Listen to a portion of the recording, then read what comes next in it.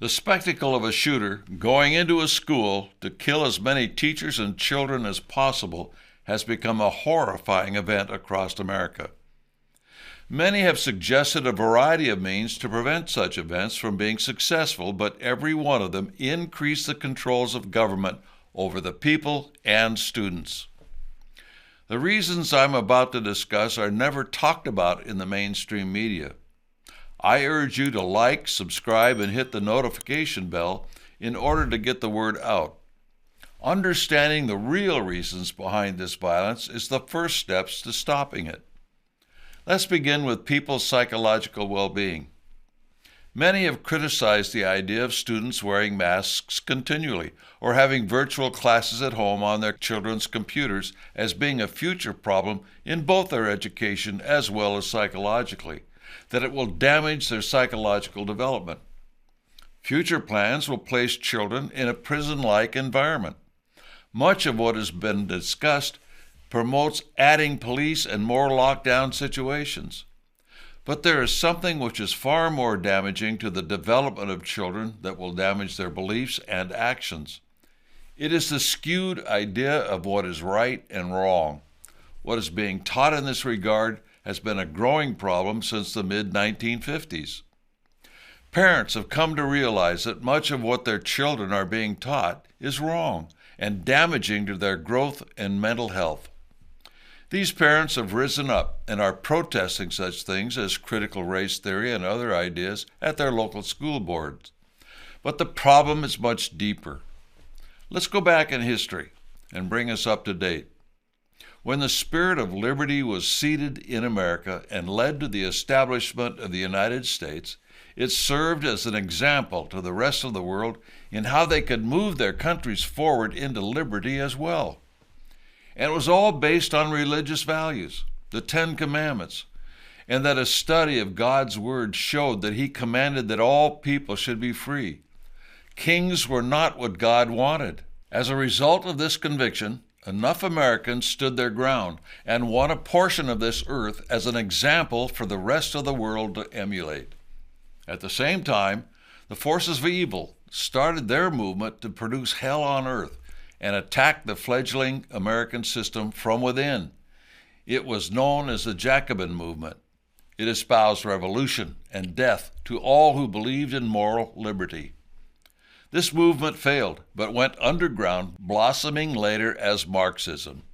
The Marxists in America started to attack the public schools curricula in order to begin the process of twisting the children's minds away from morality and liberty, away from understanding that the two go hand in hand. One of the first things they eliminated from the schools was the use of the Bible, which was used universally in the schools. In the name of religious liberty, they began to destroy religious liberty. Gradually, they worked to eliminate all vestiges of true religion from the schools, and in the mid-1950s were able to get the leftist-dominated Supreme Court to ban prayer in schools. Then they banned the Ten Commandments. A vast number of schools had the Ten Commandments posted at the entrance or in the classroom. It was a constant reminder of God's commandments for moral living. It was also a reminder of what not upholding the commandments would mean in the afterlife. They have removed the commandments from all public buildings. Then evil started to be taught in the schools by teachers who had graduated from certain colleges of education, slowly but surely infiltrating the educational system to where freedom of religion meant even the study of Satanism, not in opposition to it, but embracing it. Couple this with the popular music and internet promoting drugs, sex, and violence, and the children had no moral compass to be guided by.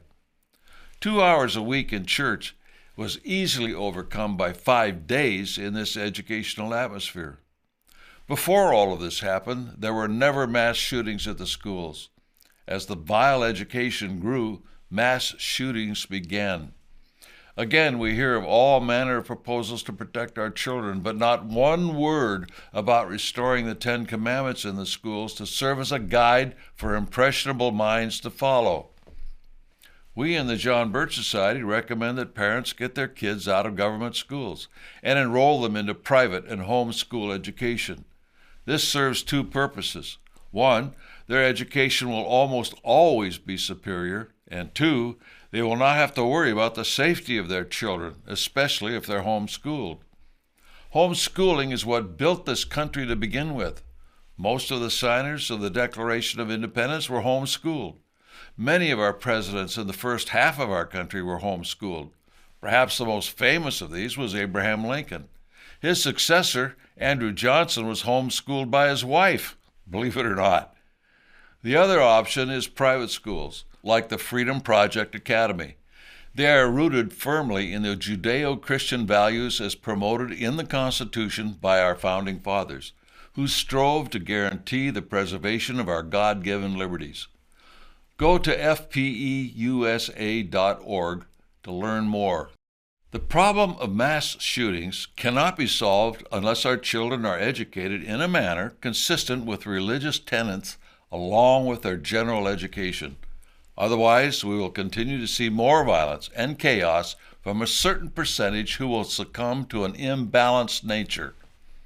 Do all you can to encourage parents to think more about the mental health and well-being of their children by doing all they can to have their children raised in an atmosphere that produces morality, individualism, and responsibility.